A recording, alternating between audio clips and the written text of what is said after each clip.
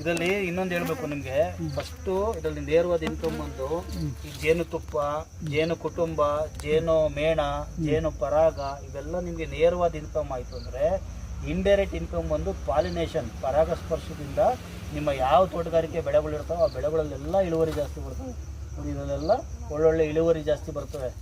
ನಮ್ಮ ತೆಂಗಾಗಿರ್ಬೋದು, ಅಡಿಕೆ ಆಗಿರ್ಬೋದು, ಏನೇ ತೋಟಗಾರಿಕೆ ಬೆಳೆಗಳಾಗಿರ್ಬೋದು ಎಲ್ಲದಕ್ಕೂ ಎಲ್ಲದಕ್ಕೂ ನೋಡಿ ಒಳ್ಳೆ ಈಲ್ಡ್ ಚೆನ್ನಾಗಿ ಬರ್ತದೆ. ಸರಿನಾ? ಅದಕ್ಕೆ ನೀವು ಅದು ಇಂಡೈರೆಕ್ಟ್ ಇನ್ಕಮ್. ಈಗೇನು 1 ಕ್ವಿಂಟಲ್ ಬೆಳೀತಾ ಇದ್ದೀರಾ, ನಾಳೆ 1.5 ಕ್ವಿಂಟಲ್ ಬರ್ತದೆ. ಆ ಥರ ಅಪ್ ಟು 20 ರಿಂದ 30% ಇಳುವರಿ ಜಾಸ್ತಿ ಬರ್ತದೆ. 100 ಕಾಯಿ ಬಿಡ್ತಾ ಇತ್ತು ತೆಂಗಿನಕಾಯಲ್ಲಿ ಅಂದ್ರೆ ನೀವು ಜೇನು ಕೃಷಿ ಮಾಡಾದ್ಮೇಲೆ ಒಂದು 120, 130 ಕಾಯಿ ಬೀಳ್ತವೆ. ಹಂಗೆ ಅಲ್ಲಿಂದ ಅಲ್ಲಿ ಸಪ್ರೇಟ್ ಇನ್ಕಮ್ ಬಂತಲ್ಲ ನಿಮಗೆ, ಅದು ಇಂಡೈರೆಕ್ಟ್ ಇನ್ಕಮ್. ನಿಮಗೆ ಅಲ್ಲೂ ಇನ್ಕಮ್ ಆಗುತ್ತೆ, ಇಲ್ಲೂ ಇನ್ಕಮ್ ಆಗುತ್ತೆ.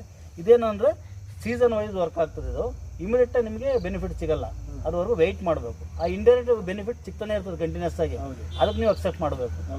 ಅದೊಂದು ಸರ್. ಆಮೇಲೆ ಇವಾಗ ರೈತರುಗಳು ಡೌಟ್ ಇರುತ್ತೆ, ಎಷ್ಟು ಜೇನು ಪೆಟ್ಟಿಗೆ ಎಕರೆಗೆ 1 ಇಕ್ಬೇಕಾ 2 ಇಕ್ಬೇಕಾ ಅಂತ ಡೌಟ್ ಇರ್ತದೆ. 1 ಎಕರೆಗೆ ಮಿನಿಮಮ್ 6 ರಿಂದ 8 ಪೆಟ್ಟಿಗೆ ಇಡಬೇಕು. ಓಕೆನಾ? ಮಿನಿಮಮ್ 6 ಇಡ್ಲೇಬೇಕಾ? 6 ರಿಂದ 8 ಪೆಟ್ಟಿಗೆ ಇಟ್ಟರೆ ಪಾಲಿನೇಷನ್ ಚೆನ್ನಾಗುತ್ತೆ.